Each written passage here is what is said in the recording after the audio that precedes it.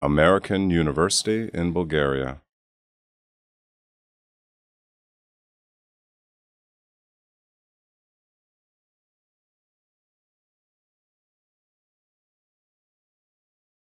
Is inside our region and beyond it, and he is just back from a trip from India where he gathered a lot of new insights that I hope he will share. He shared them with me in the bus.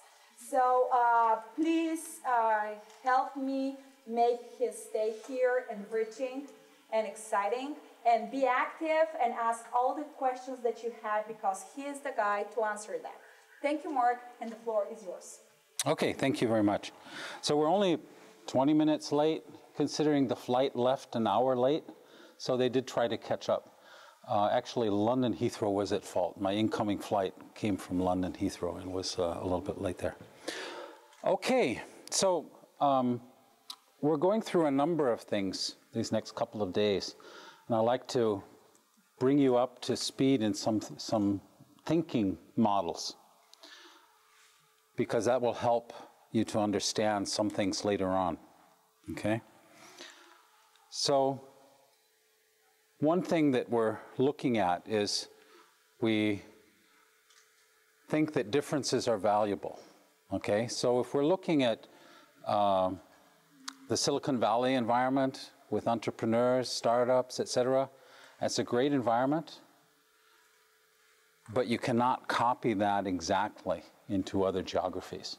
There's just too many things that are interdependent on each other.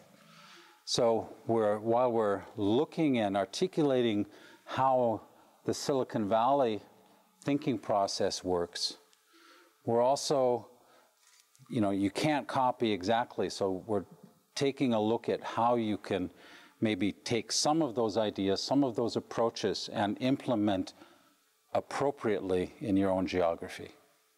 There will be differences, and things won't work exactly the way they do in Silicon Valley.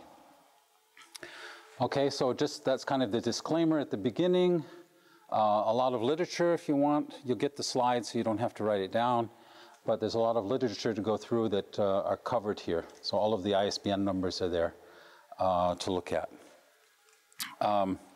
Something that I usually like to start off courses with is, this is, and I hope it's quiet enough here. You'll probably be able to hear it if I go up with it. This is from the late 70s, US television comedian, something called the 5-Minute University. Not sure, did I play that last time? No. I hope it. I find that education, I think it don't matter where you go to school. Italy, America, Brazil, it's all the same. It's all just memorization. And it don't matter how long you can remember anything, just so you can parrot it back for the test. And I got this idea for a school I would like to start, something called the 5-Minute University. And the idea is that in 5 minutes, you learn what the average college graduate remembers 5 years after he or she's out of school.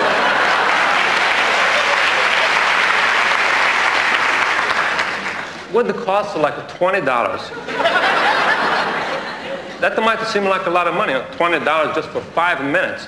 But that's for like a tuition, cap and gown rental, graduation picture, snacks, everything included. Like in college, you have to take a foreign language. Well, at the 5-Minute University, you can have your choice. Any language you want, you can take it. Say if you want to take Spanish, what I teach you is, ¿Cómo está usted? That means, how are you? And the answer is, muy bien, means very well. And believe me, if you took 2 years of college Spanish, 5 years after you're out of school, ¿Cómo está usted? Muy bien, about all you're going to remember.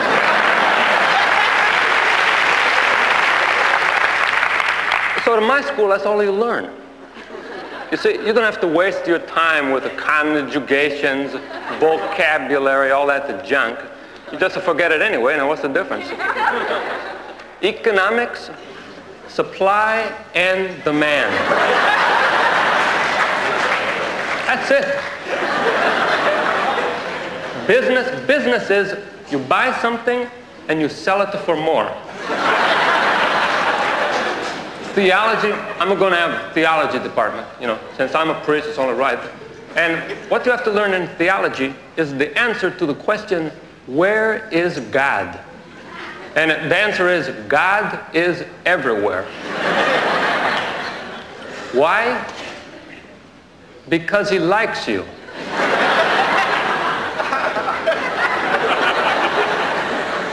That's kind of a combination of the Disney and Roman Catholic philosophies. It's just a perfect for the late 70s or early 80s, you know? Just a perfect. Well, after the courses are all over, then it's a time for a little Easter vacation. No time to go to Fort Lauderdale. Only lasts like 20 seconds. But what I do for you, I like to turn on a sun lamp. You know, I give you a little glass of orange juice. That's the snack part, orange juice. And then after vacation, you know, after you swallow it real quick, then it's a time for the final exams. I say to you, ¿Cómo está usted? You say, muy bien. Where is God? The God is everywhere. Economics is supply and demand. Then I put on your cap and a gown. I get out to my Polaroid, the camera, you know, make a little snap a flash a picture for you. I give you the picture. You give me $20, I give you a diploma, and you're a college graduate, ready to go.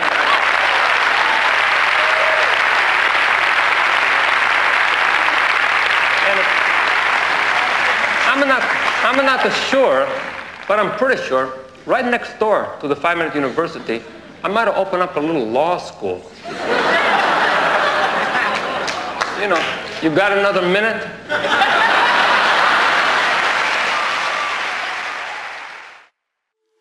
Okay. That was just to get everybody on one page. We want to have some fun too while we're doing this thing. Okay, so just to understand, you can read my bio. It's at the end of the slides here from me. I'd like to understand who's here. Who has a technical background here? Couple. Okay. MBA? You're trying for that? Business? Law? Business, okay. Okay. So most of my expertise came from focusing on technology and trying to make businesses out of that. Okay? So the business world, but also trying to bridge to the technology world. And that's not so easy because do you have friends that are from the technology side? Yeah? Do you understand them? No? Sometimes? Well, certainly they tick different, don't they? Okay? Yeah. My background is technology, but I kind of crossed to the dark side, over to the business side, okay? And one thing that you find out is that the technologists, if they haven't had some business education, really think differently. And we were trying with the initial courses that we were putting together, we were trying to help them understand what they need to do early on to bring this and create a business out of it. Because very early on, they probably don't have business people on their team. They have an idea with a couple of friends, geeky gurus, great stuff, but how do they put that to play? How do they create a business? We'll be going through this because I think some of this, or a lot of this, is also valid to understand how this has to happen from the technology side as well. Okay? So we'll be talking in this first hour about innovation, entrepreneurship, and globalization. So, first question is, what is innovation? New idea. That's part of it. Right, new approach. Somebody already. New product on the market. Market. I'm just catching some of the, there's an activity there. Creativity? Okay. Well, let's start.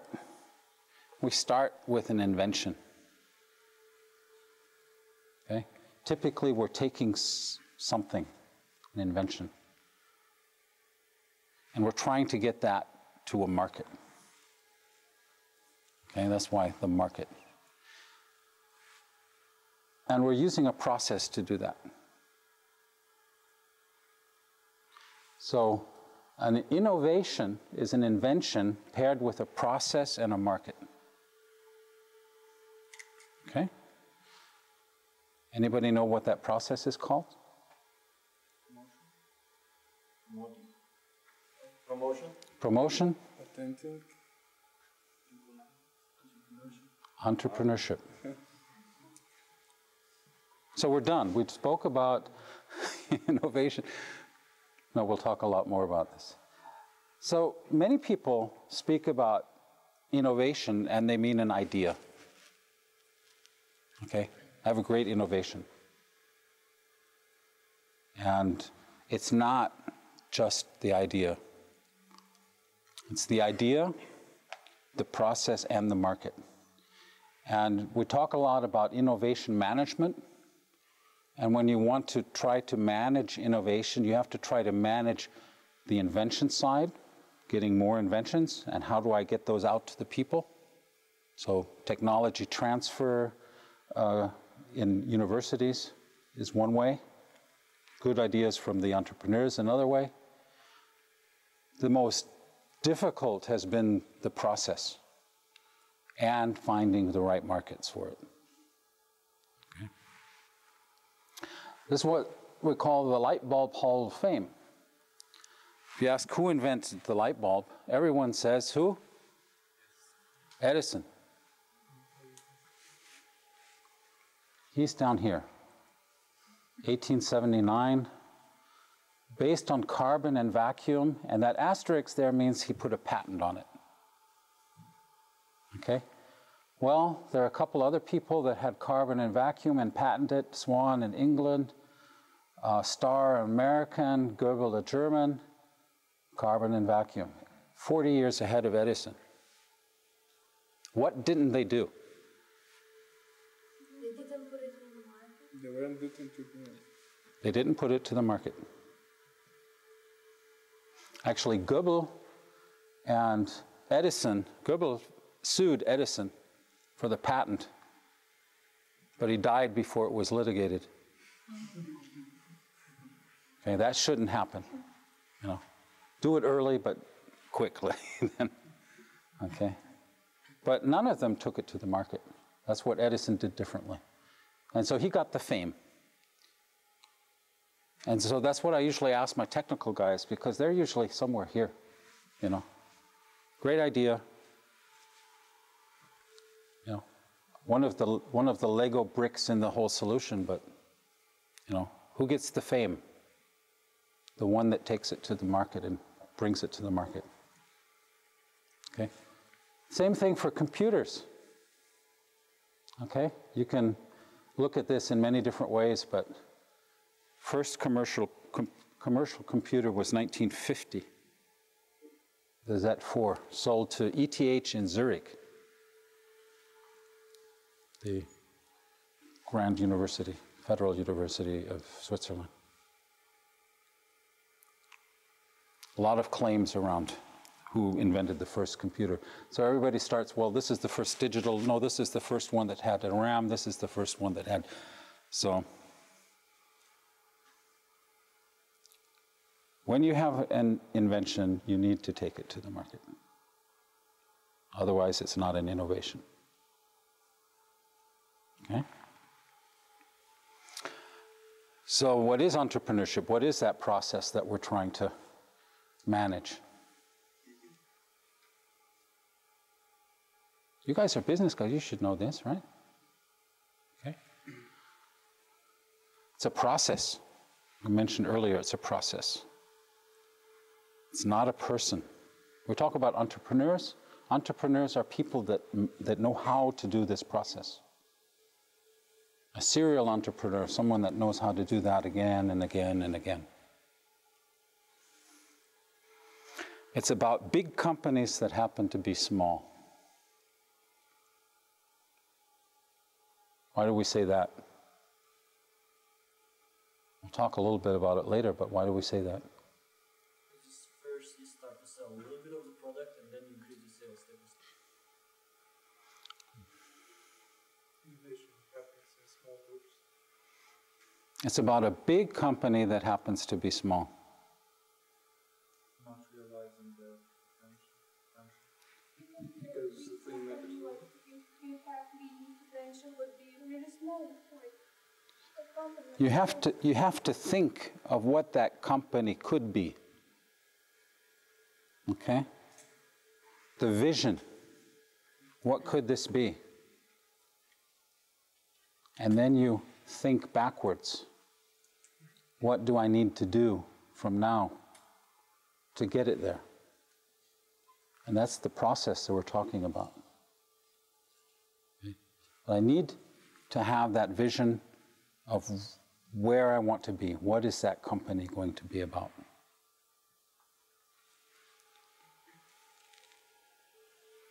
It's not about small businesses, okay? Very often we talk about different types of entrepreneurship. And most of what we're talking about applies to everything, okay? When we're looking at trying to get entrepreneurship going in an ecosystem, we're trying to get those fast scaling entrepreneurships going.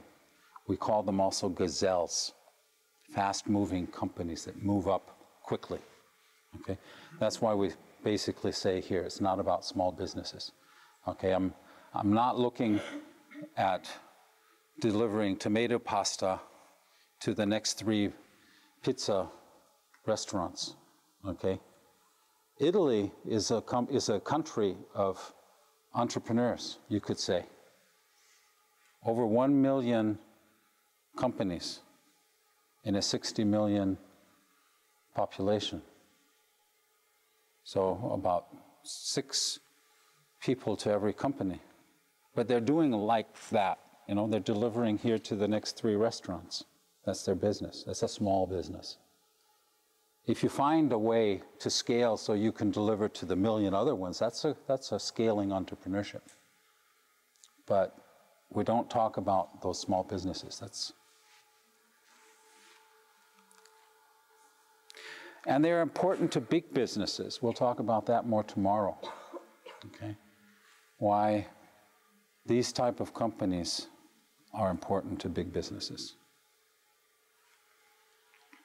So definition, what is entrepreneurship? We have a definition that Harvard Business School came up with, but also Stanford and Berkeley have adopted that same terminology. And it should be quite easy to remember. It's the pursuit of opportunity beyond the resources we have under control. Okay? Pursuit of opportunity beyond the resources we have under control. We'll talk about opportunity and opportunity pursuit, but what do we have under control? Typically, before I go and tell you. His own skills. What do we have at the light bulb at the beginning? An idea, an invention, technology. Talent. What don't we have usually? Wouldn't the world be so much easier if everybody had enough money?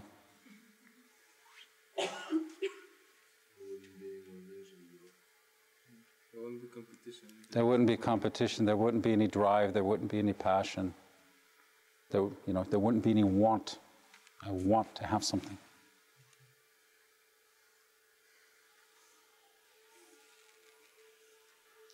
That's entrepreneurship.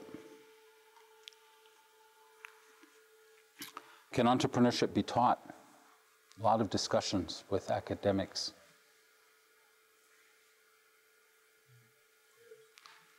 I think the reason I'm standing here is we think that, you know, it can be taught, okay? Can I teach you to be an entrepreneur? No.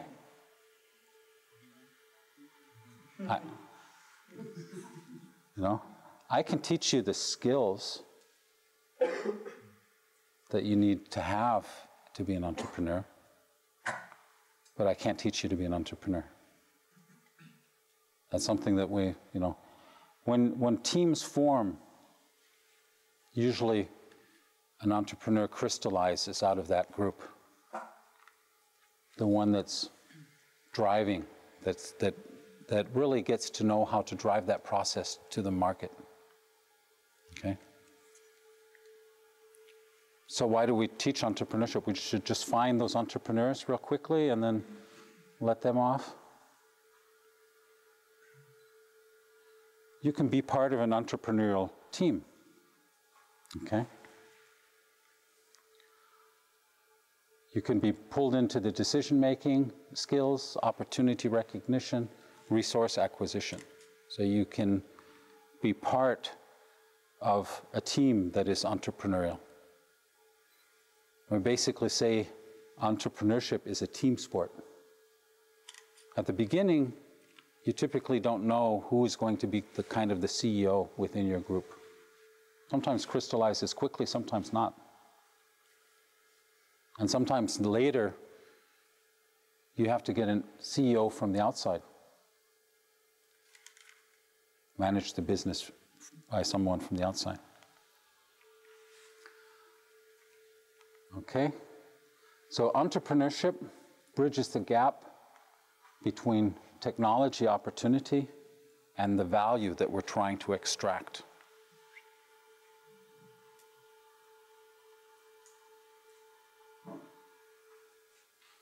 So what is technology entrepreneurship? That's entrepreneurship in the area of technology. So basically we try to set a technological product. Has to do with that, otherwise technology wouldn't be in the name, but why are we crystallizing this as something different than just entrepreneur? The value of the idea is higher there than other forms of entrepreneurship. Basically having a good idea, that IT related, you can make millions, but if you have an idea of a hotel, you still need to have a lot of money to open it. So the value, the portion of idea that's unique as an initial investment is much higher compared to other. It could be higher there. And as I mentioned earlier, the technologists tick differently. And because of that, they need to learn to approach entrepreneurship a bit differently. And we'll go through that a little bit. Because if you become part of an entrepreneurial team as a business, on the business side, you need to try to understand how the technologists think and help them not run into some of these, if they haven't had the education, not run into some of the pitfalls you can run into. So if we look at this as a cash flow diagram, okay, cash flow over time, then we discuss 4 phases here. We'll go into that into more depth a little bit later as well, what happens in those 4 phases. But very early on, you have here that invention. Okay? Early on, sometime. And at some point in time, you create the company. That's later than when you have the idea. But as soon as you create the company, that's when you start measuring. Before that, it's all just effort, good idea, let's talk. You know, napkin, diagram, but it's not a company. When you create the company, you start measuring. What happens usually? Your cash flow is negative. What does that mean? You invest. You invest more than you earn. You produce, but you don't sell it As much as you want. Yeah, I was going to put that in there. So your investment, your spending is higher than what you're getting back. Okay, so that's why your cash flow goes negative. Some point in time, you have the business innovation. So how do I take that now to the market? And that should increase your sales because you've identified the market. You know how you want to bring it to that market. You should find customers. And that should turn your sales around, should increase your sales. When it starts increasing your sales, you start moving upward. At some point in time, you become cash flow positive. Okay? Ideal world.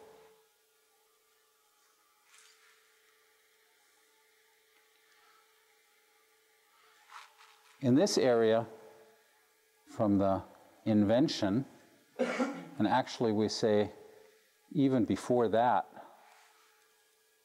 you should have the skills of being an entrepreneur. Because I approach things differently if I've been trained. Okay? So that's why we put that even further before the invention. And from there over to here, we call that technology entrepreneurship skills are needed. What's needed after that?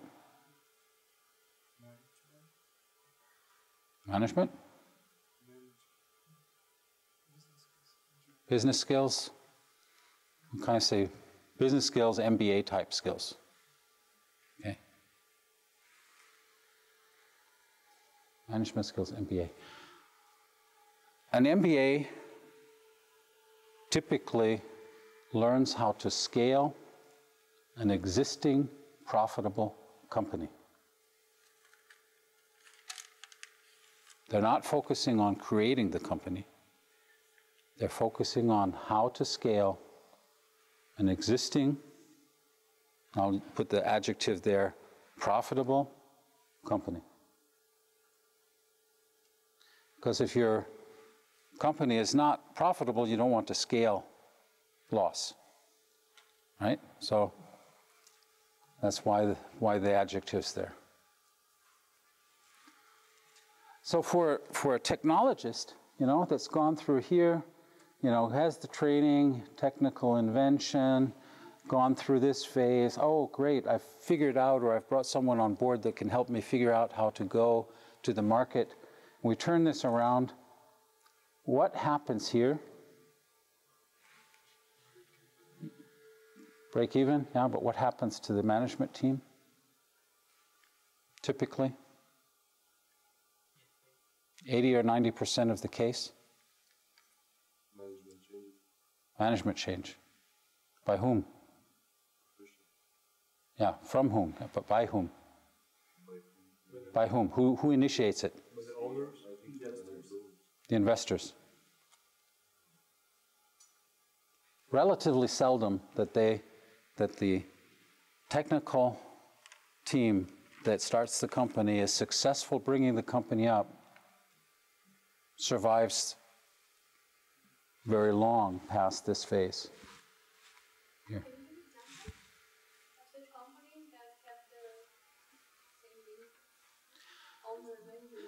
Well, take a look at Google. They've gone back and forth a couple of times, you know, putting professional managers in place, and then, well, their skills went up over time, so then they try to do it themselves again.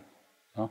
So, you know, it doesn't mean you don't play in the company anymore. But what is your skill? Is your skill to create? Is your creativity the function that you're trying to bring into the company? Or is it management? Is it managing? Spinning the company up from a nice profitable to a great profitable company. That's where the investors are looking there. And you know, there are entrepreneurs that can span both sides. I'm not saying it's not the case, but it's unusual that you will find entrepreneurs that can be both the technical gurus, entrepreneurs that spin it up and then manage it afterwards. In many cases, also because they're not interested in that part of of the business. They can stay on and be the CTO of the company. They can stay on and be a shareholder of the company and go off and create another company and another and another. But in the meantime, they have capital themselves. They have funding themselves through this great startup. Very typically, they will be exchanged. So can we say that this process that you're talking about finishes at the moment when we change the name? Because we have already brought our product out of the innovation to the market. This is still part of the entrepreneurship process. We talked about a big company over here that happens to be small over here. Okay?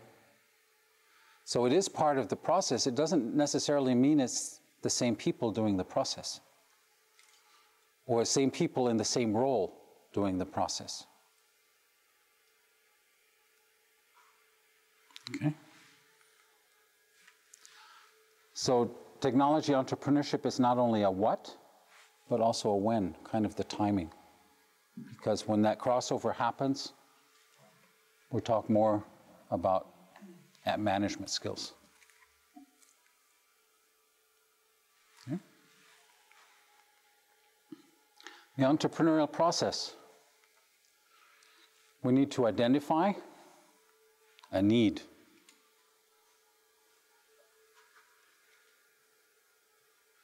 Okay? Everybody understand we need to identify a need. A solution.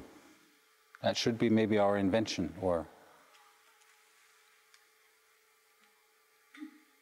and something we call an unfair advantage. Unfair advantage. What can that be?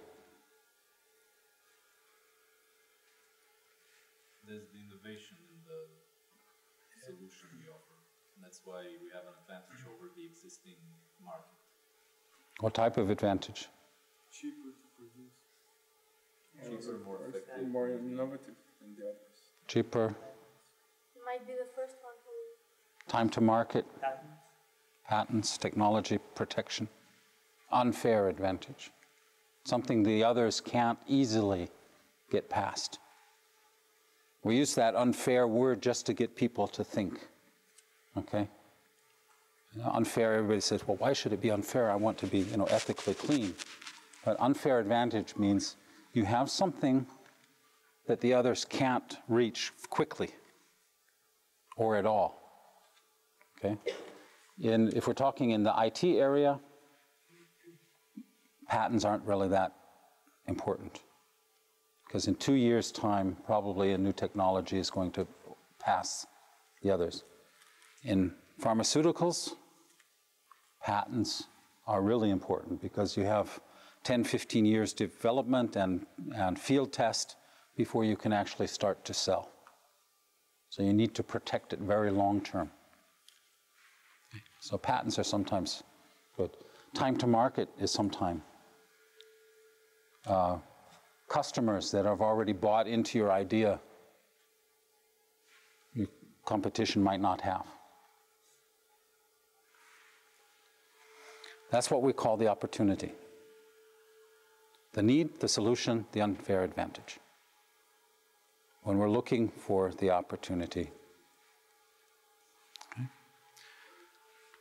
And we need to acquire technology rights, so either a patent, or sometimes we're using something that someone else invented. We need to make sure that we have usage rights for that type of technology. Otherwise, we get limited in the market.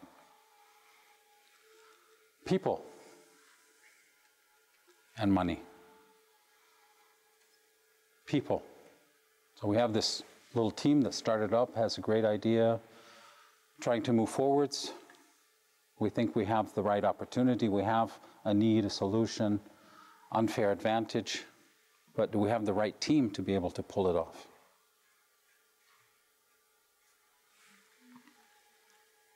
Those are the resources that we need to do. So, back to the definition. the pursuit of opportunity beyond the resources we have under control. Okay? The pursuit of opportunity beyond these resources. What do we have under control? Probably this, maybe this, mostly this not.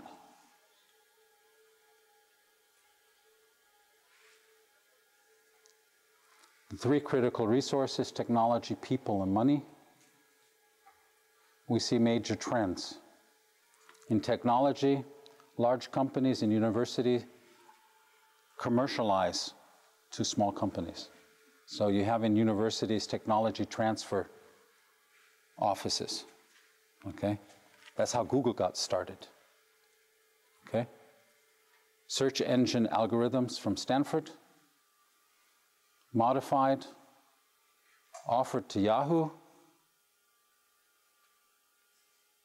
Okay, they wanted a quick deal and offered it to Yahoo. Yahoo didn't want it and created their biggest competition in doing so. But that came out of a technology transfer office. And most universities are going that way. From the research that they're doing in the universities, establishing the possibility for students, usually students from that university, to be able to take advantage of inventions that they have created. And they will, charge either royalties or flat rate. They have many different ways of figuring out how to do that. And usually that jumps in later, not right at the beginning, so that you can get the company off the ground and then start paying back. Money. Venture capitalists, there are new structures with VCs, but also VC, venture capitalists, but also with business angels. They are, after the dot-com era, they are starting to pool risk. So groups of VCs and groups of angels will pool together and spread the risk doing an investment. So there are changes there that are happening. And used to be you would be happy if you had, 1 out of 10, a home run, a very good investment. Through this pooling, they now don't get hit as much. They don't have 90% hitting just them, it's hitting a pool. In the hope that, not all of them will be 10 to 1. And people. The rise of the professional entrepreneur. Entrepreneurship teams as a management process. You can find companies that are looking for entrepreneurial leaders. And there are companies that are offering entrepreneurial leaders kind of as a interims management to those companies.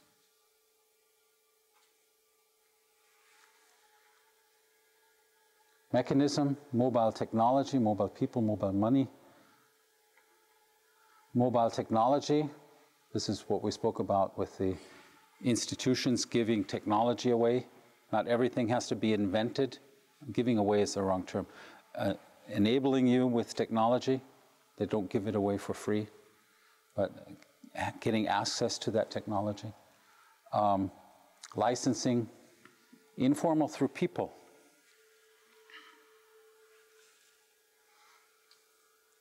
This is kind of confidential, but I'll tell it to you if you swear you never heard it from me.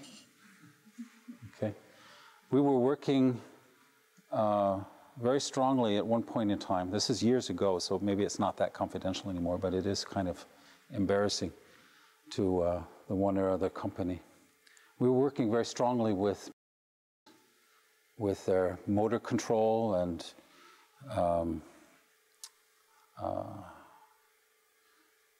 use microcontrollers, trying to get more integrated into the automobiles.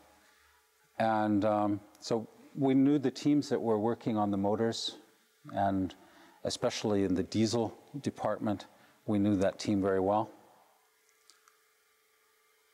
That whole team was purchased by purchased. I mean, that's probably the wrong way to say it, because they didn't pay for it. They went and headhunted them, but as a team, not as one individual. Because at that point in time, could not create a diesel motor. It would explode.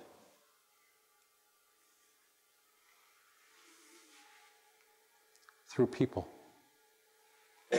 You can protect technology with patents, but you cannot always protect what the individuals have in their head. And you can put it in paper that they can't use it for competition. But depending on the country, terms like that can be considered unethical because it limits the person from moving to another company. So you can't always protect just with paper.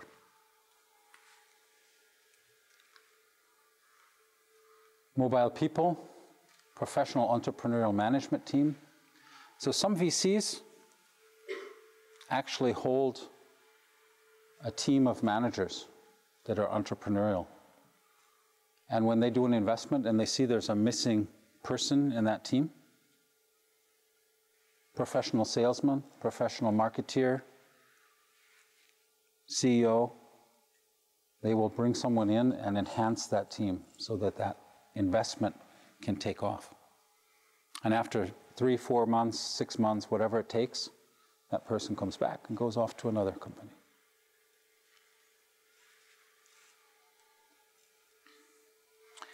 You need to have, a different lifestyle for something like that if you're one of those people. Because you'll be working in Paris this week and next week in Budapest and the next week somewhere else. So you're on the move a lot. Different people. The connections you've made in those companies are also then kind of gone. So it's, you need to be a certain type of a person there. Equity compensation. You know what equity is? Should? Should? Okay. Instead of giving them pay, or in giving them everything in pay, they get part of the company, or stock in the company, which motivates them to make sure that that company really scales. That's where they get their big return. Acceptance of risk of failure.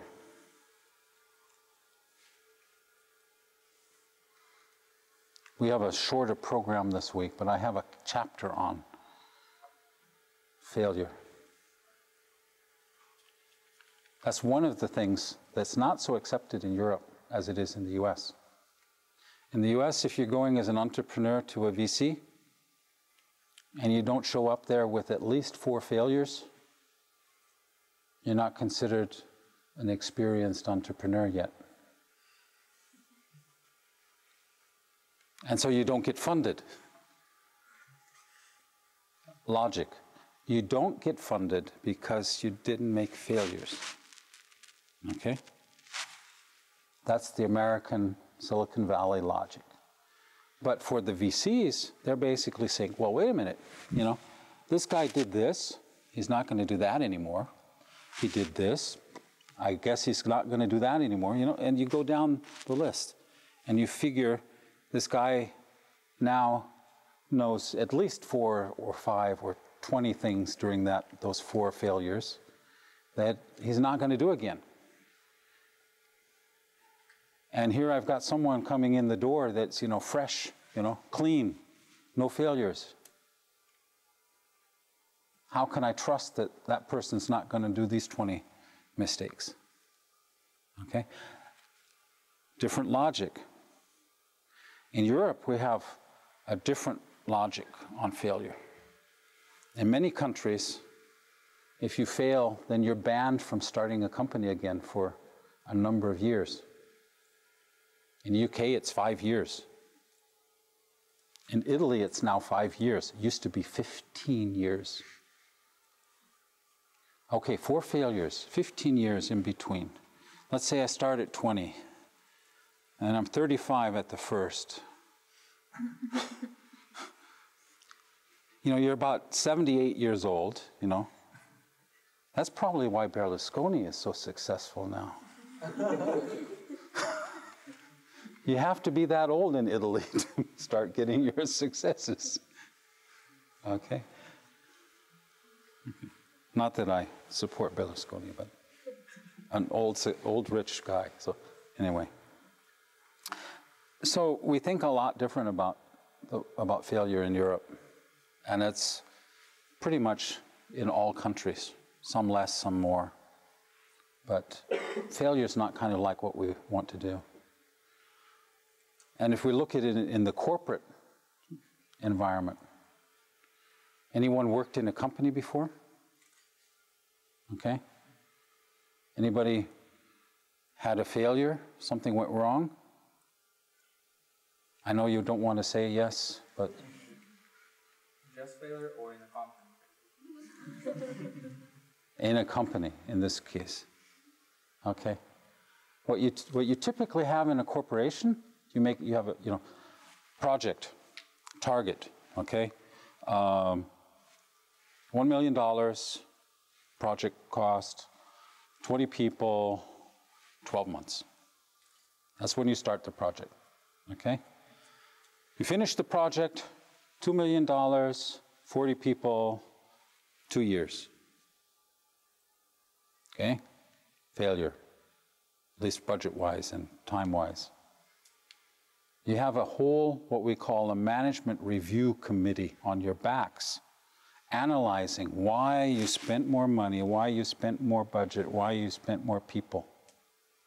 We analyze to death the failures.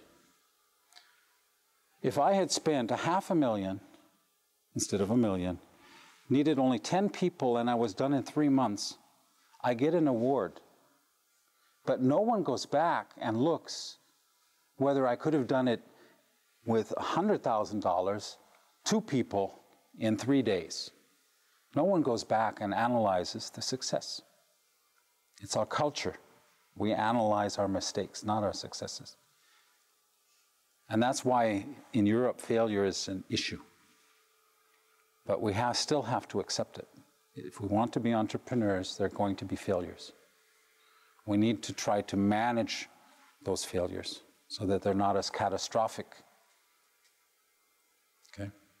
But there's going to be failures. And if you're going into an entrepreneurship with a mindset, no risk, no money. Okay?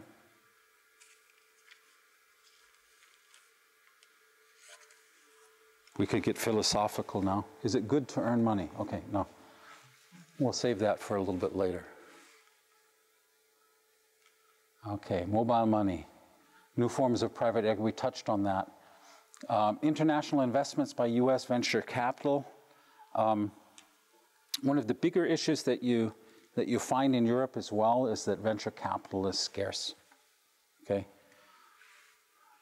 Europe and U.S. economies are about in the same ballpark. So something like 14 trillion and 13.8 trillion, same ballpark. 500 million, 350 million population. You can start to compare some things at that level. U.S. has 8 times the venture capital that Europe has. I've often been asked the question then, why is that? There's 4 words to answer that. Venture capital follows profit. So what does that mean? What does that mean here for Europe? Why don't we have so much? It's harder to make profit here in Europe with venture capital. And that is a government policy issue, typically. So if I come in with a venture, as a venture capitalist, and I'm doing 20 investments, knowing that some of them are going to be failures, in the US, I can write those failures off against my profits. In most European countries, you cannot.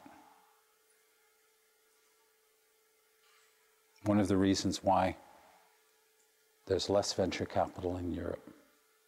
It's also far away. That's another issue. We have a session tomorrow on that, right? Tell me when we're going to do a break, because In about 5 minutes. in about 5 minutes, okay. Works for you. Okay. Buyout funds become more active. You know what a buyout is? Management buyout? No. No. Okay. I saw some real questioning faces there. That's interesting. You know? You see a blank white sheet. A buyout is when you have a maybe interesting technology group in your company, but it's not interesting as a business unit for the company. And so the company actually wants to shut it down. And then a group of employees comes in and says, wait a minute, we think this is really cool.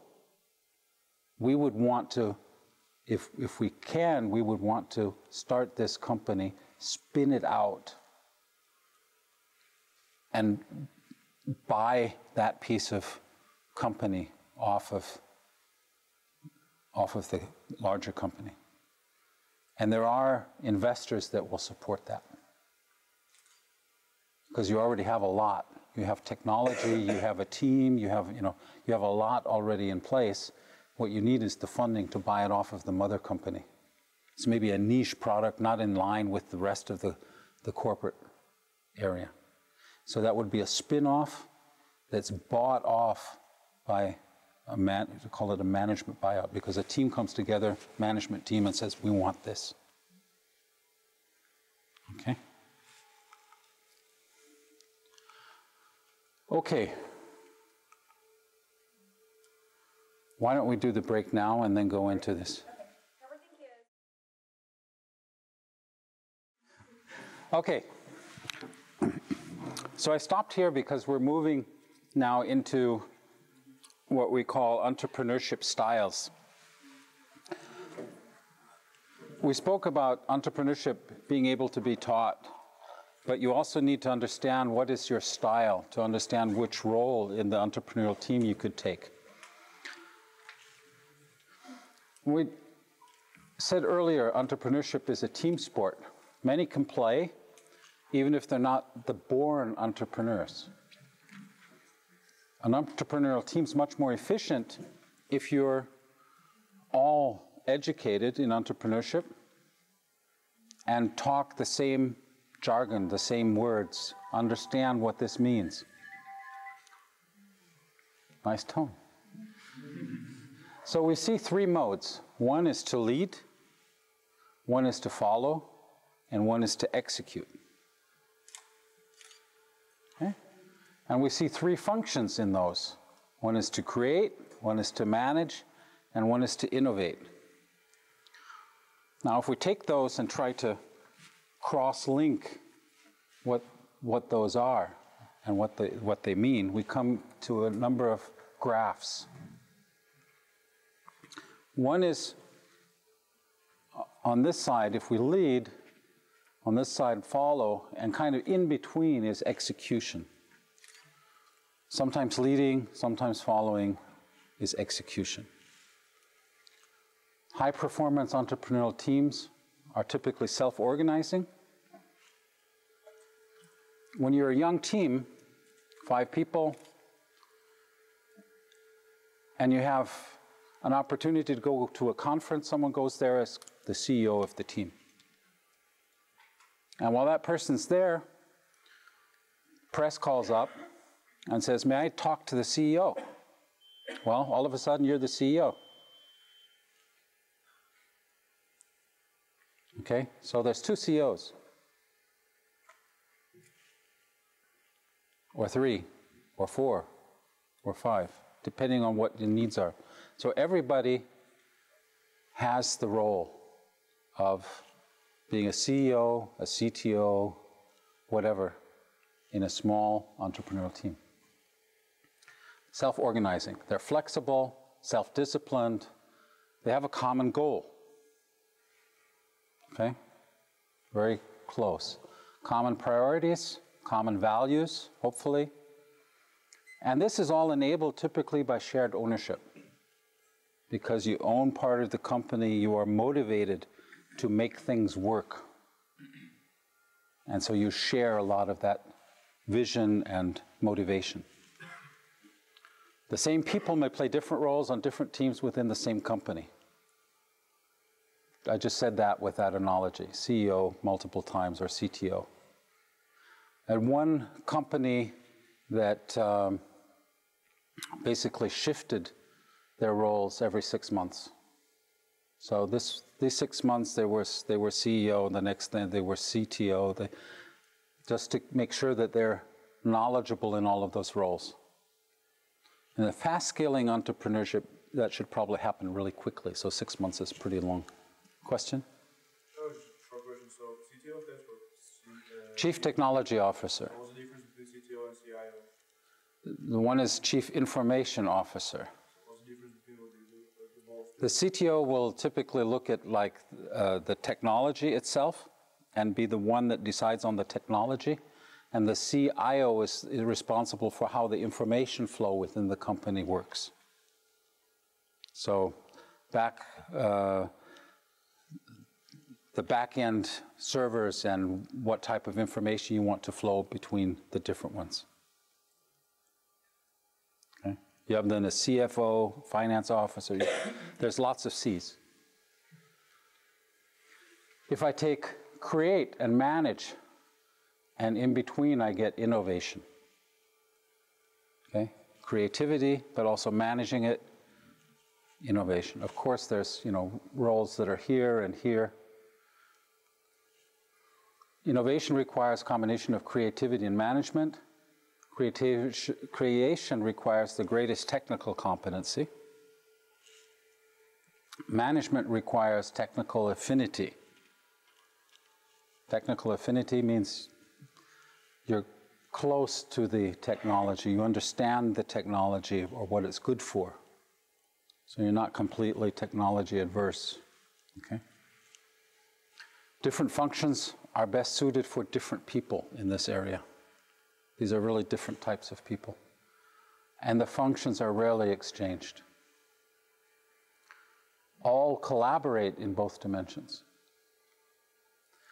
And if we're looking at innovation and execution, then in between we get entrepreneurship. It's a blend of innovation and execution, requires collaboration and discipline, and it's best performed by a team that's aligned. The alignment of the incentives are directly and dramatically related to the outcome. So bonus, stock, performance of the company. And that's how you get them aligned. Base pay is not as high in this environment. Mark, may I ask a question here? Based on your experience, and I know that you've been in touch with people that are very active in the field of entrepreneurship, give us a specific, or give this audience one specific advice. We are a pool of individuals that are probably lower on creativity and innovation than a typical group of people in Silicon Valley. And probably these people have higher talents in administration and management. If we start with those type of skills, what are the brightest innovative idea that you have heard that might probably require this particular set of skills? Where shall we be looking for opportunities to develop new ventures?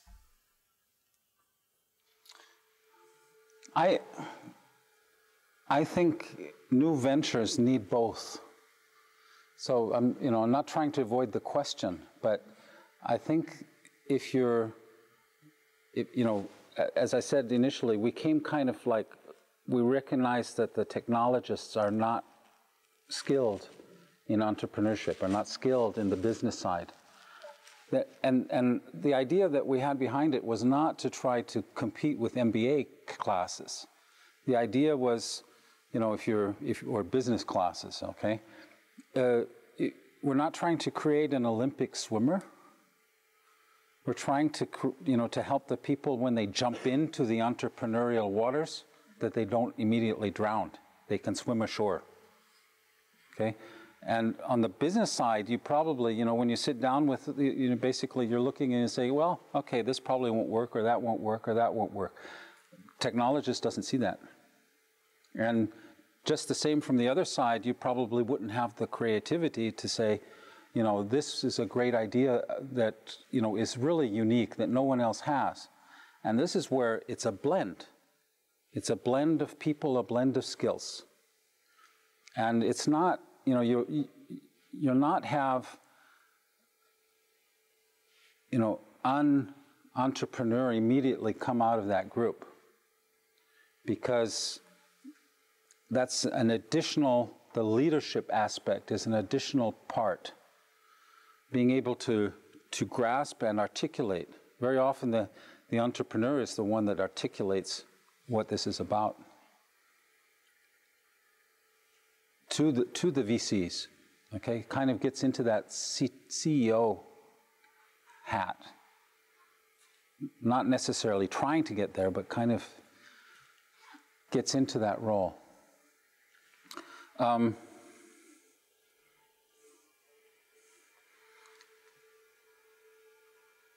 If you're skilled on administration, I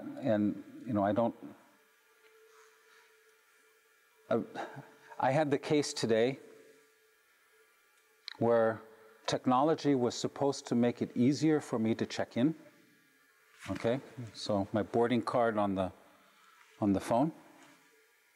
Okay, and about 5 people ahead of me, they had just printed out their boarding card. So they didn't have a boarding card from the check-in terminal either. They just had, a piece of paper printed out with the code there.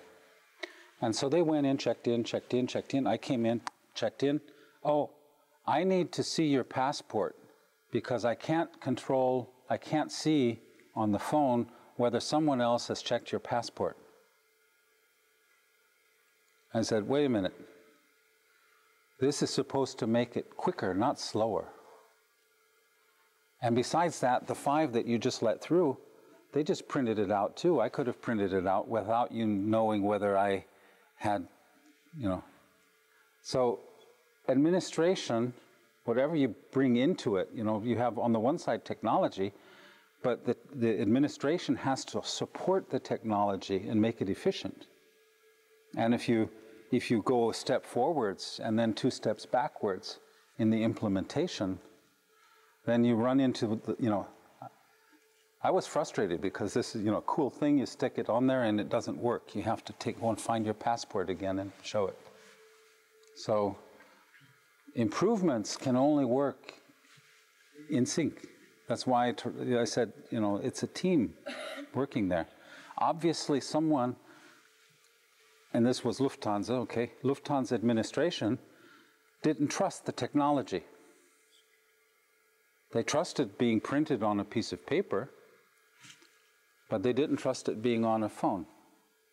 And so they required the person that has a phone to show the passport again, which is, if you're standing in line and the whole line's waiting for you to move, it's a little bit frustrating. So it's a symphony of skills that you're trying to put together in an entrepreneurial team.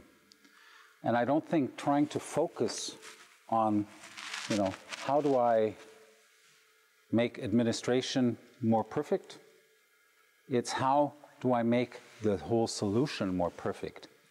By taking the part or the role that I can do best and making that work with the other part, so that they enhance each other versus my experience. Okay. Not sure that helped, but so if we do this in a 2 by 2, We basically have high creativity, low creativity on this side, low general management skills and high general management skills on this side. Then you find the entrepreneur with high creativity and high management skills. Okay? So a combination kind of the highest rates on both sides. But everybody can play in this box. So the professional entrepreneur, probably saw this thing before anyway, because I slipped the slides. We spoke about it being a big company that happens to be small. So the professional entrepreneur visions the future, this big company, into the present. And then takes a look at this, what has to happen here? What has to happen here? What has to happen here? What has to happen here? What's happening here? And now I go in the other direction and start to create that, okay? So I need to not just start and do something, because that will probably fail. You don't have a goal, you don't have the vision, and with that, you don't have the straight line to where you want to go. There is, though, here in this area what we call a zone of collaboration. Why do we call this a zone of collaboration? Any comments there? Between technology and business people? More between companies. Well, what's at that point? All of a sudden I become cash flow positive at that point, right? Before that, I'm making a loss, right? So there's no one there that's going to compete with me and say, I'll do exactly what he's doing, because he's making a loss. I'll do the same thing. I'll make a loss too. No, you don't have that. You know, in that scenario, that area, people are not competing with you. And you have there the zone of competition, because as soon as you're cash flow positive, people could say, well, that's a nice, interesting model. I'll do the same. I've seen how you've done it. I'll compete with you. So in this area, if you can find collaborative companies that have something that could add on to yours or support yours, or a model that could help your move into the market be more efficient, then why not? Because there's no one interested yet in your business. But once you pass that cash flow positive, then you have to stop that, because people will be inclined to want to copy and steal.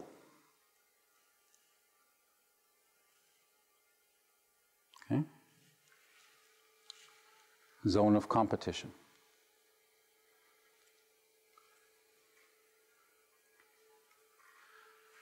Now we're talking about globalization, okay?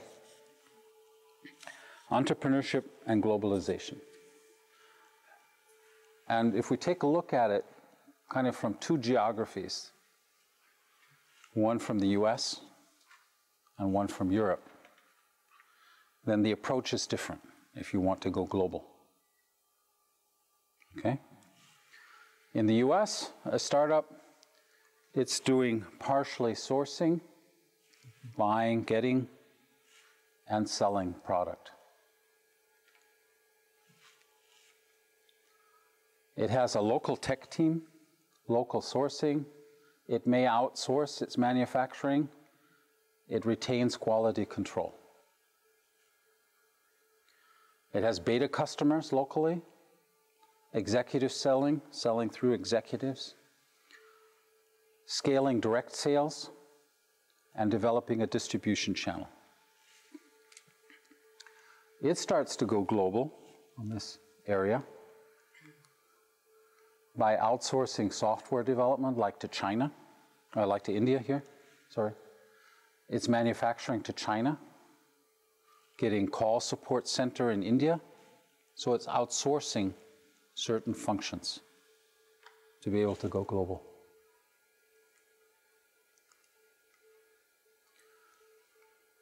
It starts to enhance by putting like a VP of sales in Europe through the UK initially, same language, almost the same language.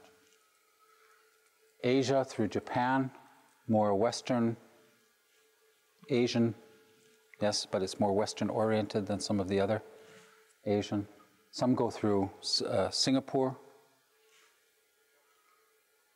You may license location.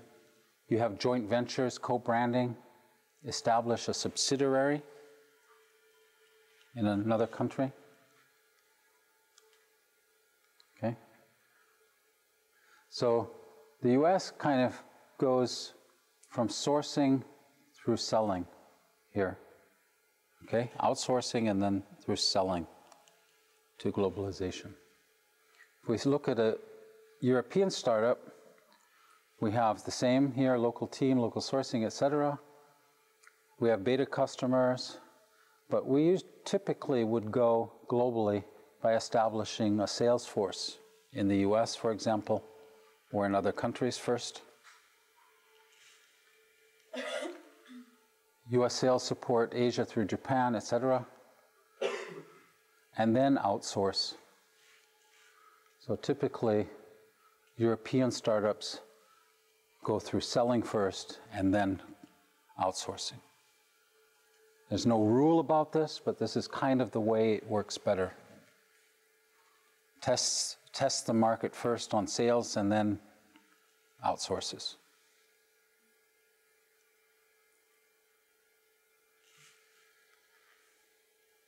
So globalization depends on where you're starting from, kind of US startup or an EU startup.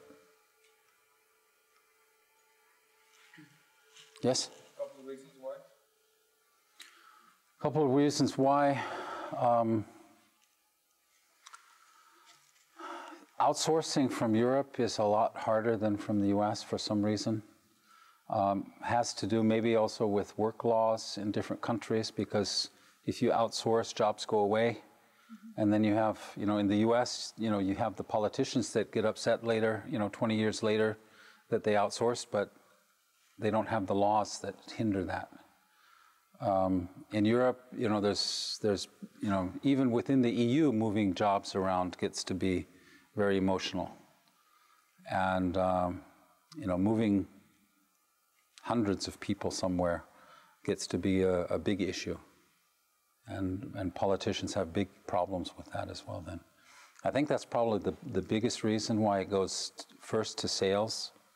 And then you have a large enough volume that you can start manufacturing somewhere and then kind of scale it down slowly in the one continent, and while you're scaling it up in the other continent. It's not a binary turnover like it would be from the US, where you basically say, okay, January 1st, we're moving production to China.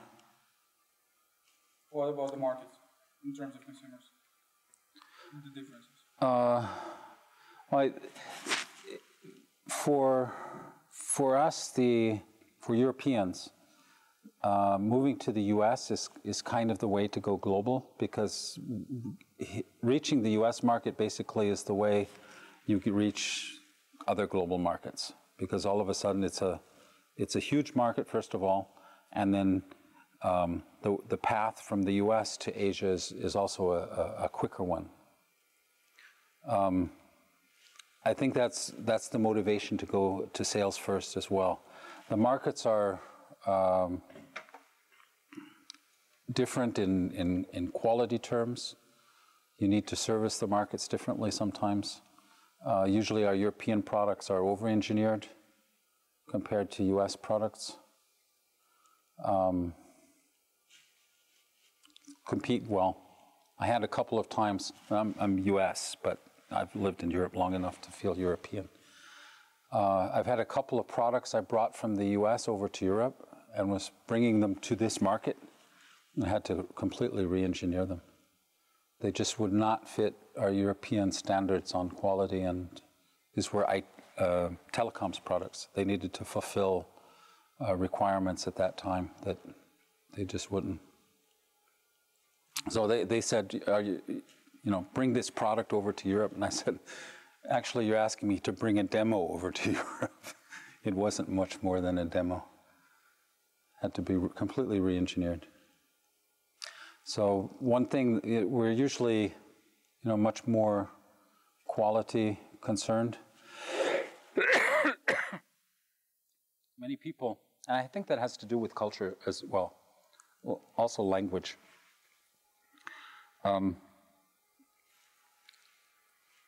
I speak German as well now in the meantime. Many years, many years in Germany. Looking at just the language. Serve this for you? Yeah, sure. I have one here. Just need to drink it. Looking at the language, the English language, and especially the American idiom language, is a language that paints a picture quickly. Quick picture. And if you've ever been in a museum looking at modern art, and you have 5 people looking at the same picture, you have 5 different opinions of what it is. Okay? That's the problem with the picture. But everybody sees what they want to see. So it's a good sales and marketing language. I paint a picture, and you see what you want to see, and I sell it to you. Even though I don't believe that it's that, but I sell it to you. Okay? Going now to German, and I think Bulgarian is probably similar. Very, very exact language. And when you have an exact language like that, you have great engineers, because you start to define things very, very thorough. So you don't see that picture, you see, a blueprint instead. You've got something very exact. And that creates a cultural, the way the cultures work. Most of the European languages are also pretty exact, not English, in defining things. And I think that's one of the reasons why we have in Europe a very good engineering culture. From a quality point of view, much better than in the US. US, we used to joke, the banana products. They're picked green and they ripen on the way to the customer. Okay. So I think that has to do with culture as well, sometimes. And sometimes with language, because the language kind of defines the culture.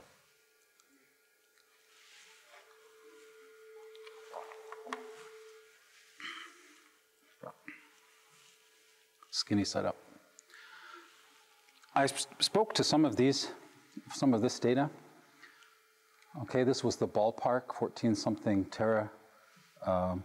trillion dollars. Economies are about in the same ballpark. The interesting thing is, if you try to compare the amount of invention, ideas,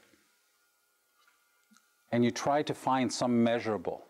The measurable we tried to use were domestic patents.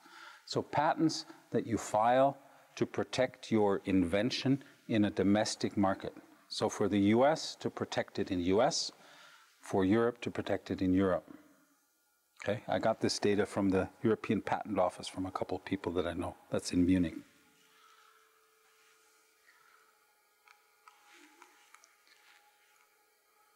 Domestic patents, Europe is already 65% higher in inventions than the US is. And Europe cannot patent software. Europe can patent processes, but not software. So it would probably be 100% or more inventions than the US.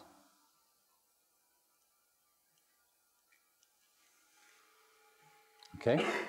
So these are kind of parameters to see what's kind of working wrong here, or the issues we have to do to get as entrepreneurial as the US is.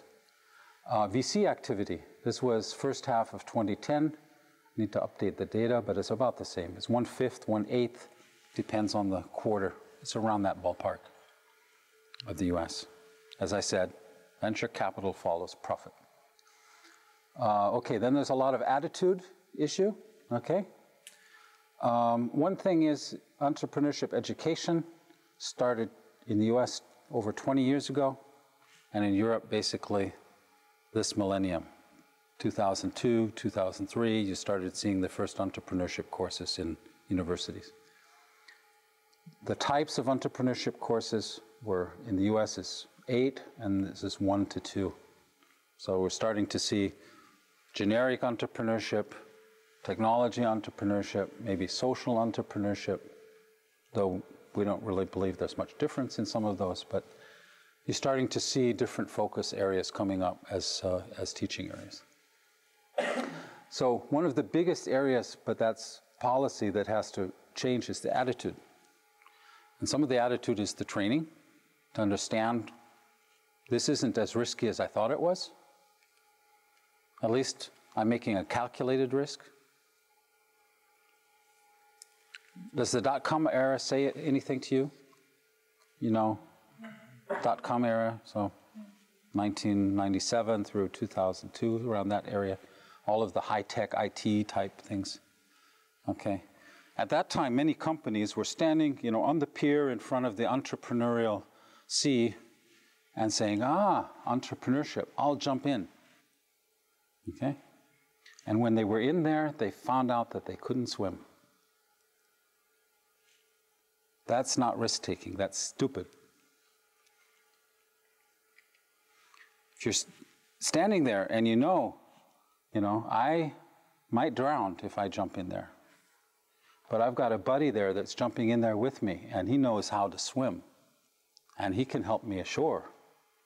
That's risk-taking, because the buddy might not help, or might be preoccupied with something or whatever.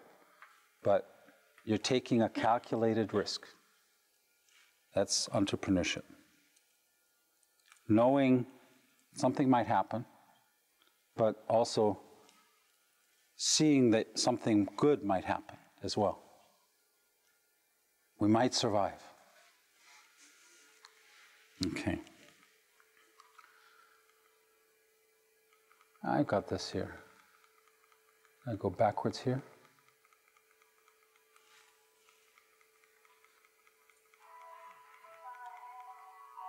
That's not mine.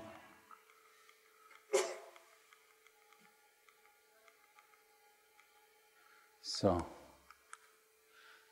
these 4 phases we want to look at. So we said earlier, the 4 phases, okay? Looking back and seeing what we have to do. So in this first phase, up here, we're looking at what we would call pure entrepreneurship. We're still defining the concept of the business. We're gathering financial resources, money. Who are the first resources we ask for money? Triple F funding? Friends, family? And fools. Triple F financing. Friends, family, and fools. Okay. We assemble the startup team. So these are the friends that we gather around. We identify some customers.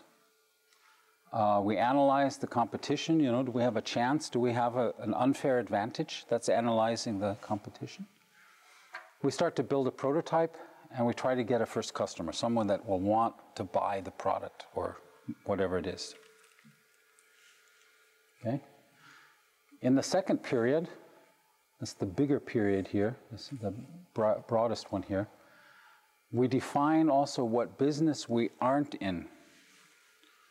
Very often, and this applies specifically to technology entrepreneurs, you get so hung up on the beauty of the technology and everything you could put in there, all of the features and bells and whistles, and this is cool, and that's cool, and this could be cool, and that could be cool, that we don't focus on a customer and what the customer would want out of that whole portfolio of possibilities. And so we need to focus on what we aren't in very soon. What do we want as the first product? We start implementing the business we are in, and we know better than anyone else what will people pay, how many will they buy, how should we distribute that, distribution channels, direct sales online, through distributors, value-added resellers, how to service the customer. Okay? If you put product out there and the product has a defect, am I going to take people off of the engineering team to go after and fix those, which impedes then continuing on engineering, so that timeline starts to prolong? You need to decide things like that also relatively early on. In this third area, we're already cash flow positive, okay? So we're putting here financial controls in place, a stable division of labor, reporting relationships and authorities. So who can sign, who can make a sales deal? Can, anyone do that? Just go off and sign? Or do they have to get, authorization from someone that knows how much we can produce, how many we've allocated already, et cetera, et cetera. You can get the company in big trouble not having that decided. System of internal controls, formalizing the terms of a sale. What does it mean? T's and C's, terms and conditions. Warranty. When is it sold? If you have like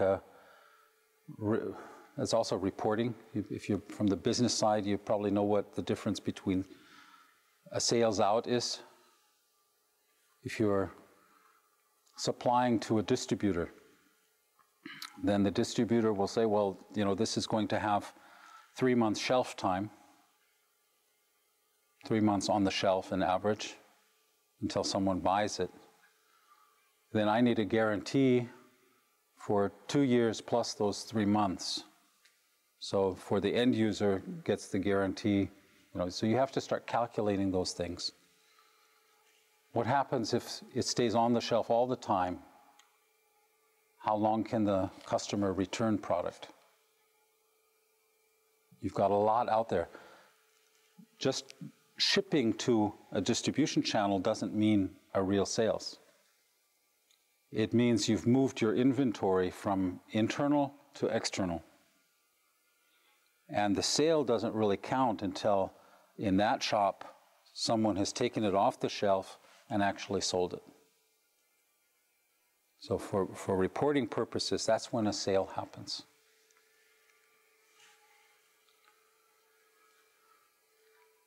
Okay. Production, outsourcing, you have to decide, do you do it yourself or outsource it? Sales, distribution, service, warranties. We spoke briefly about that. Over here, we're in that big company that happens to be small. So the big company scenario. We should be thinking about hiring outsiders, professional salespeople, professional marketeers, etc., if we're trying to scale the company quickly. We should be thinking about going public. Do we need to? Do we need a larger part of piece of capital? If we're going to produce internally, we do. Okay? If you look at, and that defines your company, sometimes your own wealth. If you take a look at Intel and Microsoft, Intel had to go public very early on to be able to create the factories, to be able to build the product. $1-2 billion factories at the beginning. Now they cost about $10 billion. Microsoft just needed very early on a floppy disk copier, which, $50,000 or something like that. They didn't have to go into large capital spending. So sometimes that defines, the business you're in defines how you need to go after capital to be able to scale. Making acquisitions, enhancing your products.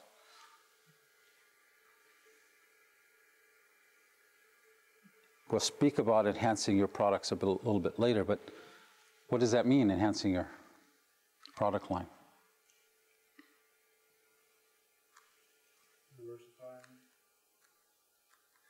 Diversify it. Put something in place that your competition might have or have soon. You acquire companies. Acquisition is acquiring. You'll find very often the term M&A, mergers and acquisitions. Okay. And so, has anyone heard of Keyhole?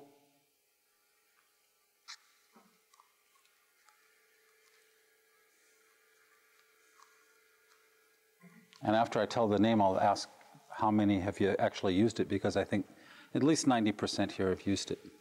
Just don't know it.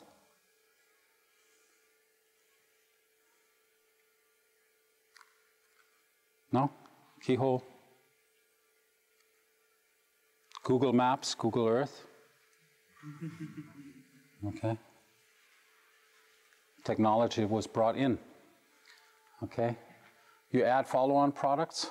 So, you know, from that techie that had all of these great ideas, you focus that techie on first-year deliverable, and then promise that, you know, the next products will come, because they want to put that, all of that ingenious ideas into the product. That's where you start looking at add-ons. What can I give to the customer? What does the customer need? And what can I put in there that will entice the customer to buy more and again? And then this one is really difficult. Shedding those that can't keep up. What does that mean? Laying off? Firing? But who are you firing? Huh? Not the products. These are people.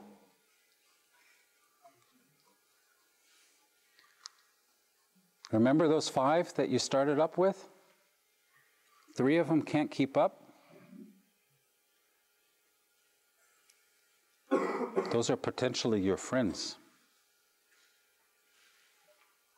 Happens. Find another role for them, but you're basically... Formalizing the culture. What's a culture? Company culture, yes. I don't have an Intel badge. I used to pull out my Intel badge. I don't have an Intel badge anymore. But on the back of the badge, you had another little badge, and it had most of the company culture things in there. So risk-taking, customer orientation, open door policy, a whole magnitude of things. Why do you need to have a company culture at all? Create the synergy. To be identified in the market?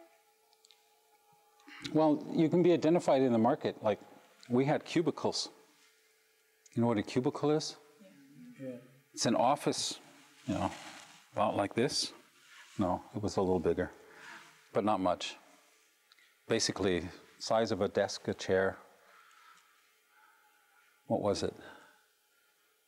10 square foot for an engineer, and 12 square foot for a manager, because they needed a little table on the side to have one-on-ones. And you have walls that are this high, and it's an open office. Cubicles. Company started up in a garage. We had the same rules for everyone. Even the CEO had the same size office. So, company culture, you know, I'm not going to get a bigger office. It's just not going to happen. But I know, open door policy, I can actually go and talk to the CEO, schedule a meeting. I should have something important to talk about, not just soccer game last night or something like that, but there is open door policy. Culture aspects like that are important when you're hiring a lot of people. You're bringing a lot of people on board, either while you're growing, or to replace people that are leaving. Okay? If you're a large company and you have a turnover of 3%, still a lot of people joining the company. And how do you get them efficient very quickly? You have a lot of things that are kind of rules, and this is company culture. This is how to become successful in the company. Okay? That's why you need that. You need to build that in that company building scenario there. Rationalizing the strategy. So you basically go back, rethink what you're going after. You know, is this the big company already that we were after when we said this is a big company that happens to be small? Or do we see another big company or another one over here? Or did I not make it yet to that big company and I need to make a strategy change to get there? These are things that have to happen now.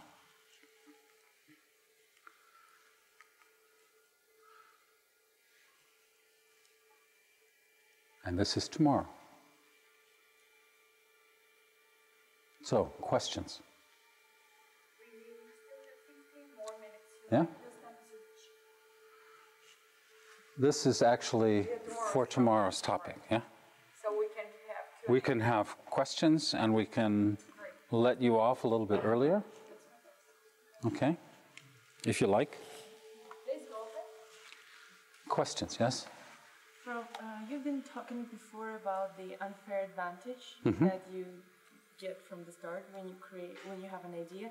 I have a question, like in IT, it's really hard to have an unfair advantage because you can't patent it. For example, when you create a new software. And what from your experience were the methods of retaining this unfair advantage for the IT business? Well, we'll go into, I have a video from one of the Apple founders that I'll show, not sure tomorrow, I think tomorrow. But one of the things that, and this was focused on IT, is very often they get presented, you know, I have this great idea, you know, it's patentable. And as I said, in IT, that's not so important. It's better to have a better business plan, to have a better way of getting to that market, a better way of getting to customers, which are, you know, these are all things that are not easy. And they give you, you can say time to market. It's not, time to market is when you're just, you know, 6 months ahead of your competition, but the competition can take a look at you and say, well, I can do this and I can catch up, you know. So if you make a couple of small mistakes, they might catch up quickly while you're trying to. But if you find a better way, a better business plan, okay, how do I market something, you know? You could probably dispute that Apple's current success is based on their iTunes app idea. How do I distribute music and how do I distribute software these days? And no one's really come up with a good competition. You know, there's millions of apps out there that you can just, you know, download and buy. And the competition is having issues because it's not just one company, it's many companies, and they're also competing against each other. So it's hard to create an app store that only helps one. So that was, you know, you could argue that's one of the reasons why they're so successful now, because they started that. And when they started the iTunes approach, they were almost bankrupt. The only product that was really going was the iPod, the 60 gigabyte, you know, big chunk of hardware. But their music distribution was unique. And you could, you know, load and buy and whatever. And because of that and some good products that continued along that. So that was definitely a better approach to the market. Versus, you know, the iPod wasn't technically better than anything else on the market. But this approach was better. And it still is. You know, there's this, the rest of the market's having a problem catching up. Because if they create something, they're creating it for their competition just as well. So it's, you know, it's kind of a two-sided sword. Okay, that answer that? Yeah, okay. About the last part about culture, when we were talking one small part, when you have a really powerful culture in one company, wouldn't sometimes it detach the employees or whoever who works in that company from the outside world, when the culture is really strong and it hasn't become like really strong? Have you seen any examples of that? Well, we've spoken very often from when people were coming from outside, coming inside. We spoke from a culture shock. Okay, many companies, like someone coming from German Telecom to Intel, to an American company, very flat organized, decision power pushed down very low, and then you have someone that was used to 20 hierarchies. That's, you know, it's a culture shock because you're not used to taking decisions. You're not used to, you know, okay, I'll take the decision. There's a lot, you know, if some, and I think, you know, there's probably less between a US company and a US company than it is maybe from a German to a US or from a Bulgarian to a US company. Just because in the US, these cultures have kind of, it used to be in Silicon Valley, you would move about every 2 years in your career.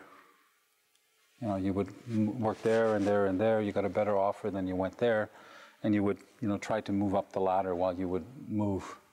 And because of that, the culture's kind of moved as well, kind of, you know, contagious around there. But someone that's worked, you know, 15 years at German Telecom coming into a US company that, you know, we even had differences with Microsoft. We had for 17,000 employees in EMEA, Europe, Middle East, Africa. That's what this geography had. We had one vice president at Intel. Okay, then directors, managers, employees. Okay, that was 4 layers altogether, but only one vice president. And we would do a lot of joint things with Microsoft. And Microsoft would say, well, we're going to send a vice president to that event. Can you send yours as well? I'm saying there, you have 400 in EMEA, vice presidents. We have 1, sorry. But Microsoft is also organized compared to German Telecom flat. Okay. Yes, one there. And yeah, they're popping up. But the first one was here, and then there, and then there. Okay. It has to do with what you're going to talk tomorrow, but still has to do with what you said today. So basically, you presented the 4 stages, and at the beginning of the first stage, which is, so to say, time 0, you have to have the company and the idea before that. So what's, I don't know, the chance, the probability of someone having the idea and being documented, for example, say, you know, the person planned, okay, at least he wrote a business plan, has the idea, and so on, and going in front of a VC. I mean, not having the team, not having the company, and so on. Does he have any chance? Well, yeah, not that much, because the business plan can be great, but you know, it's the, you know, the idea, you know, it's the people and the money the venture capitalist has. And so you have the idea, but if you don't have the people, it's a trust relationship that you're trying to build. So if you're going there with a great idea, but no clue how you're going to get the team, you don't build that trust. The VCs are looking, The market that you're addressing and the people that you have are the most important pieces.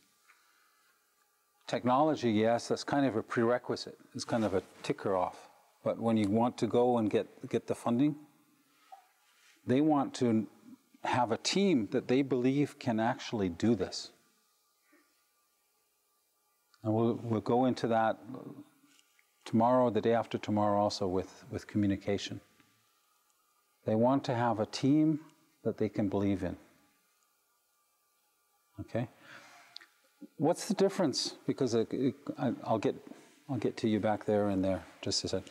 But what's the difference between an angel VC and a bank? Shouldn't be saying this because this is sponsored by Citibank, right? I didn't say this. I'm not saying this. You forget this immediately, okay? What's the difference? The exchange for equity. Their assets. The risk, the bank you have to return. And there are more. Who's interested in your success? Well, you are. VC or the bank? Who's interested in your success? Banks, because they want the return. They're only interested in their money returned. They don't care if you're successful or not. Well, you cannot successful unless I get the money. Well, if they don't, they're going to, take your house or your parents' house or whatever. And what happens if you fail with the VC? Okay, you've had a failure. You don't have to pay back. But they want you to be successful. We talk about VCs and angels as partners. Okay? Shouldn't be scared of them. They're partners. They want to be part of, that's why they're investing. They're saying, this is really the coolest thing I've seen in the last 3 weeks. And I want to invest. And you've just showed me, an ideal team that I really believe you can pull this off, Can we be partners? Here, we've got, make a contract. I'll give you money, take share, and I want you to scale like hell. They're interested. What does the bank say? Here's 30,000 euros. I want 5% per year, and I want you to sign off your house, and you sign off your boat, and you sign off your car if you're not successful. Sorry, you forgot this, right, just now. Over there. You talked about failure as an important part of professional development career. What can you give from your personal example about your failures? About my failures. I'm not sure that's a topic for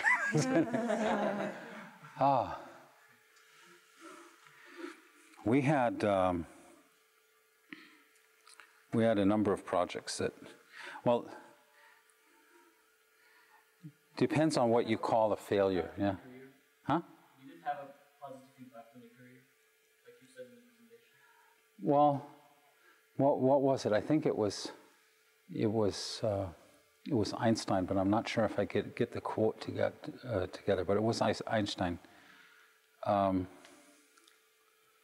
He was talking about success, and he said it was a function of A plus B plus C, and it was something like A was ingenuity, B was sweat, and C was keeping your mouth shut. And I did pretty good on A and B. But I wasn't always so good on keeping my mouth shut. Okay?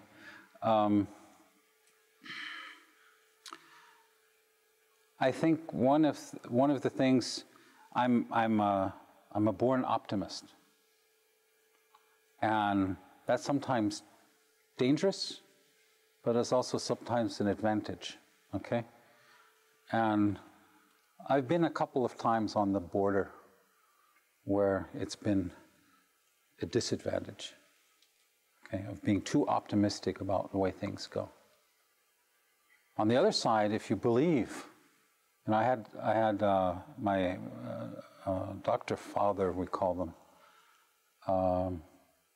I would come with some difficulty in my project, and he would always ask the same question. He says, does it defy Einstein's ESC squared times m. I said, no. And he said, well, then it has to be solvable. You know, it's the energy, you know, how much energy you put into it.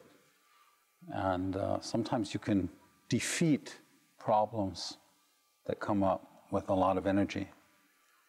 But sometimes that can almost kill you as well, trying to get there.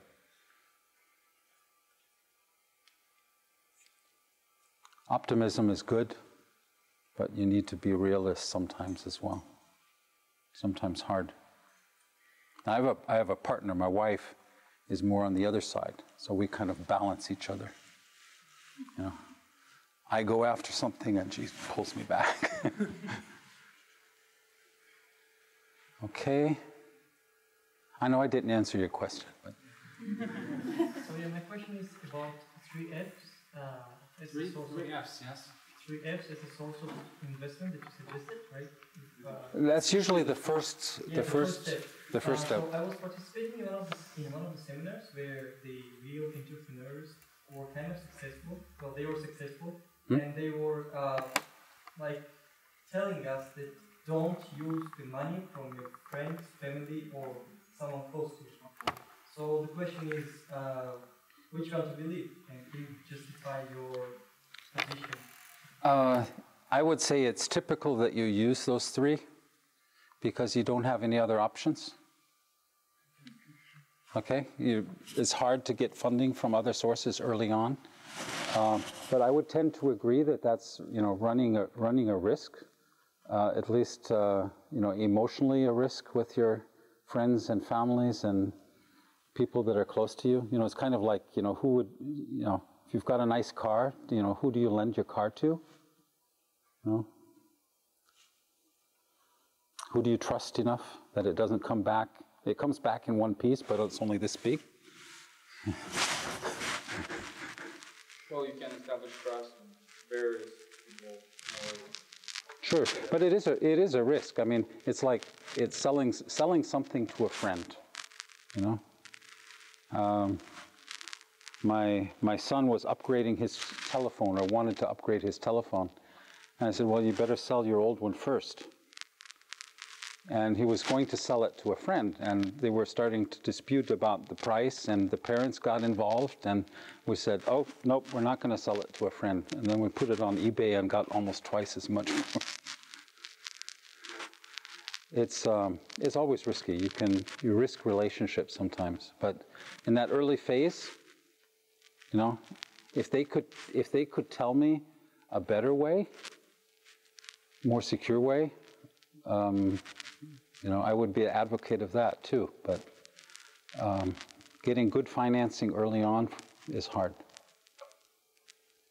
I think this will be it for tonight. Okay. We will continue tomorrow night. So Okay, did we get the questions that were there?